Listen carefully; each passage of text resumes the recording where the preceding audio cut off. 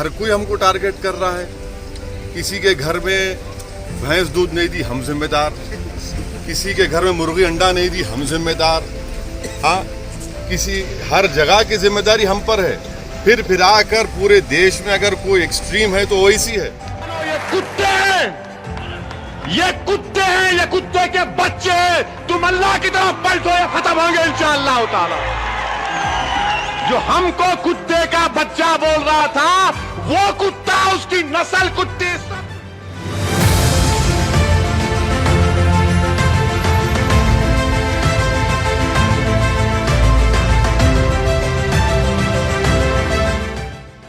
जाएगा कब्रिस्तान में तो तुझे मालूम होगा कि कौन हीरो था, कौन हीरो नहीं है। नाम सलमान रखने से कोई सलमान नहीं होता।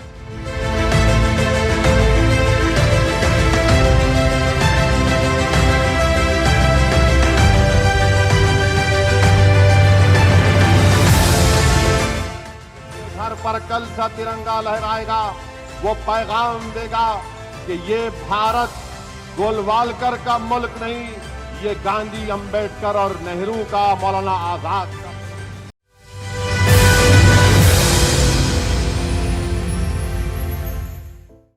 आदाब नाजरीन, मैं हूं आपका मेज़बान अब्दुल वाजिद और आप देख रहे हैं तस्नीम टीवी। नाजरीन, आज की इस किस्त में हम बात करेंगे मुल्क के उस नेता के बारे में जो ना तो इस मुल्क का वज़ीर आज़म है और ना किसी रियासत का वज़ीर आला, लेकिन शोहरत इतनी कि शायद आज पूरे हिंदुस्तान में कोई इंसान ऐसा होगा जो उस नेता को नहीं जानता होगा। शायद हिंदुस्तान की तारीख में आज से पहले किसी भी पीएम या किसी भी सीएम को इतनी शोहरत नसीब हुई होगी। आज हम बात करेंगे उस इंसान के बारे में जो किसी न्यूज़ चैनल पर कदम रख दे तो उसकी टीआरपी आसमान छूने लगे। किस बुनियाद पर हमारी डेमोक्रेसी काम करेगी? क्या इसीलिए हमारे बुजुर्गों ने अंग्रेजों को लात मार कर निकाला? क्या इसीलिए हमारे बुजुर्गों ने काला पानी की सजा काटी कि एक मेंबर ऑफ पार्लियामेंट जब पूना को आएगा तो ये कहा जाएगा कि तेरी जान को खतरा है, तो भड़काऊ भाषण देता है, तो लोगों को डराता है।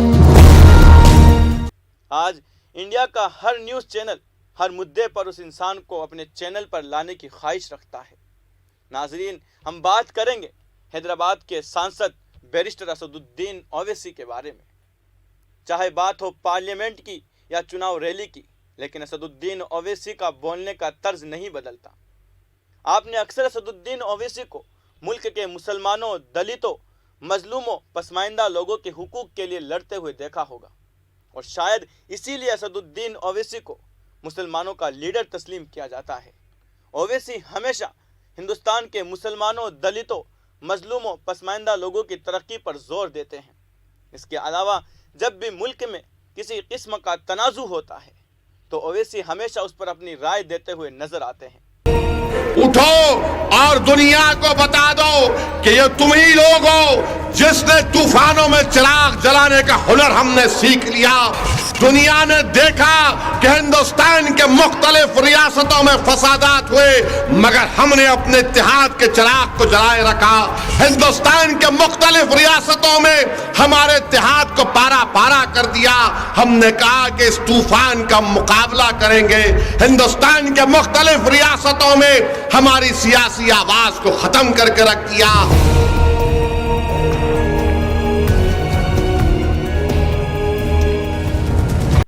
यही नहीं, असदुद्दीन ओवैसी हमेशा बगैर किसी खौफ के लोगों के सामने अपने ख्यालात का इजहार करते हैं। उसके साथ ही आपने असदुद्दीन ओवैसी को हुकूमत के कई फैसलों के खिलाफ बोलते हुए भी देखा होगा। आखिर कौन है ये ओवैसी, इनका सियासी सफ़र और इनकी ज़िंदगी से जुड़ी अहम मालूमात आज हम आपको इस रिपोर्ट में बताएंगे। असदुद्दीन ओवैसी 1969 में सियासत से वाबस्ता ख़ानदान में पैदा हुए। ओवैसी ने साल 1996 में फरहीन ओवैसी से शादी की। उनके कुल 6 बच्चे हैं, जिनमें से एक बेटा और 5 बेटियां हैं। असदुद्दीन ओवैसी ने इब्तिदाई तालीम अपने शहर हैदराबाद से हासिल की। ओवैसी के पास बैचलर ऑफ आर्ट्स की डिग्री है जो उन्होंने उस्मानिया यूनिवर्सिटी से हासिल की। इसके अलावा उन्होंने लंदन की एक यूनिवर्सिटी से कानून की तालीम मुकम्मल की। असदुद्दीन ओवैसी ने 1994 में सियासत में कदम रखा। उन्होंने पहली बार आंध्र प्रदेश की 4 मीनार असेंबली सीट से इलेक्शन लड़ा। اور اس الیکشن میں کامیابی حاصل کی۔ سال 2004 میں اویسی نے لوک سبھا الیکشن لڑا تھا۔ انہوں نے یہ الیکشن اپنے شہر حیدرآباد سے لڑا تھا اور اب تک اسی جگہ سے لوک سبھا کا الیکشن لڑتے رہے ہیں۔ اس نشست پر ان کی گرفت ابھی بھی برقرار ہے۔ الیکشن لڑنے کے علاوہ اویسی حکومت کی طرف سے قائم کردہ کئی کمیونٹیوں کے رکن بھی رہ چکے ہیں۔ آل انڈیا مجلس اتحاد المسلمین لگ بھگ 80 سال پرانی تنظیم ہے، جو ایک مذہبی اور سماجی تنظیم کے طور پر شروع ہوئی تھی، لیکن بعد میں ایک سیاسی قوت بن گئی جس کا نام حیدرآباد کی تاریخ کا اٹوٹ حصہ بن گیا ہے۔ گزشتہ 5 دہائیوں میں مجلس اور اسے چلانے والے اویسی خاندان کی طاقت اتنی تیزی سے بڑھی کہ حیدرآباد پر اس کا مکمل کنٹرول ہے۔ قانون ساز اسمبلی میں اس کے ارکان کی تعداد 7 ہو گئی۔ قانون ساز کونسل میں اس کے 2 ارکان ہیں۔ 1984 سے حیدرآباد لوک سبھا سیٹ پر قابض ہے اور اس وقت حیدرآباد کے میئر بھی اسی پارٹی سے تعلق رکھتے ہیں۔ مجلس کو عام طور پر ایک مسلم سیاسی تنظیم یا مسلم کمیونٹی کی نمائندگی کے طور پر دیکھا جاتا ہے، اور حیدرآباد کے مسلمانوں نے بڑی حد تک اس جماعت کی حمایت کی ہے۔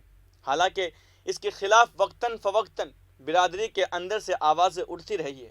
جہاں تک اویسی خاندان کا تعلق ہے تو اس کے ہاتھ میں پارٹی کی کمان اس وقت آئی جب 1957 میں اس تنظیم پر سیاسی پابندی ہٹا دی گئی۔ مجلس کی تاریخ کو 2 حصوں میں تقسیم کیا جا سکتا ہے۔ 1928 میں اپنے قیام کے آغاز سے لے کر 1948 تک مجلس کی کمان نواب محمود نواز خان کے ہاتھ میں رہی، جبکہ اس تنظیم نے حیدرآباد کو ایک علیحدہ مسلم ریاست کے طور پر برقرار رکھنے کی وکالت کی۔ 1948 میں ریاست حیدرآباد کے ہندوستان کے ساتھ انضمام کے بعد حکومت ہند نے اس پر پابندی لگا دی تھی، اور دوسرا حصہ جو 1957 میں اس پارٹی کی بحالی کے بعد شروع ہوا، جب اس نے اپنے نام میں آل انڈیا کا اضافہ کیا اور اپنے آئین میں بھی تبدیل کیا۔ قاسم رضوی جو ریاست حیدرآباد کے خلاف حکومت ہند کی کارروائی کے وقت مجلس کے صدر تھے اور گرفتار ہوئے تھے، وہ پاکستان روانہ ہونے سے پہلے اس جماعت کی کمان اس وقت کے مشہور وکیل عبدالواحد اویسی کو سونپی۔ تب سے یہ پارٹی اس خاندان کے ہاتھ میں ہے۔ عبدالواحد کے بعد صلاح الدین اویسی اس کے صدر بنے، اور اب ان کے بیٹے اسد الدین اویسی اس کے صدر اور رکن پارلیمنٹ ہیں، جبکہ ان کے چھوٹے بھائی اکبر الدین اویسی قانون ساز اسمبلی میں پارٹی کے لیڈر ہے۔ اس خاندان اور مجلس کے قائدین پر یہ الزامات ہے کہ وہ اپنی اشتعال انگیز تقریروں سے حیدرآباد میں فرقہ وارانہ کشیدگی کو ہوا دے رہے ہیں، لیکن دوسری طرف مجلس کے حامی اسے بھارتیہ جنتا پارٹی اور دیگر ہندو تنظیموں کو جوابی قوت کے طور پر دیکھتے ہیں۔ سیاسی طاقت کے ساتھ ساتھ اویسی خاندان کے وسائل اور اثاثوں میں بھی زبردست اضافہ ہوا ہے، جس میں ایک میڈیکل اور انجینئرنگ کالج، کئی دوسرے کالج اور 2 اسپتال شامل ہے۔ AIMIM نے 1960 میں اپنی پہلی انتخابی جیت درج کی جب صلاح الدین اویسی حیدرآباد میونسپلٹی کے لیے منتخب ہوئے، اور پھر 2 سال بعد وہ قانون ساز اسمبلی کے رکن بن گئے۔ اس کے بعد سے مجلس حکومت ہند کی طرف سے کہا گیا، ہماری گورنمنٹ کی طرف سے، وزارت خارجہ کے سیکرٹری نے بیان دیا، میں اس کو قبول کرتا ہوں، مگر ان کے کیبنٹ کے منتری کیا بولتے دیکھو آپ۔ ایک منسٹر امت شاہ بولے، یعنی وہ بم گرائے تو امت شاہ بولے 250 مر گئے۔ MEA کے سٹیٹمنٹ میں کچھ بھی نہیں ہے، مگر امت شاہ کیونکہ ان کو زیادہ علم غیب ہے، انہوں آپ بیٹھ کے دیکھ لیے، اتنے مارے گنے انہوں جا کے، یعنی جسم سے ان کی روح نکل کے جا کے چیک کری 1 2 3 4 5 6 7 8 250۔ اس کے بعد ان کے ایگریکلچر منسٹر ہیں، انہوں بولے 300۔ اس کے بعد ان کے ایک اور منسٹر ہیں جو بولے نہیں کوئی نہیں مرا، خالی ڈرانا ہمارا مقصد تھا۔ پھر ہوم منسٹر بولے 300 سیل فون تھے پورے بجھ گئے۔ میں بولا بھائی صاحب یہ تم لوگا کیا کوئی چوک کی منڈی میں جا کے کیا پان کا پتا خرید رہے، 200 لے لے نیمبو لے رہے۔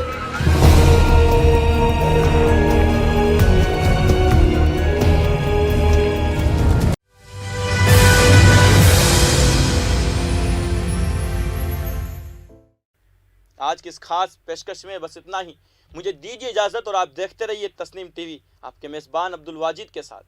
اللہ حافظ. ہندوستانی سیاستدان آل انڈیا صدر مجلس اتحاد المسلمین 5 بار رکن اسمبلی اسد الدین اویسی کو یوم پیدائش مبارک ہو.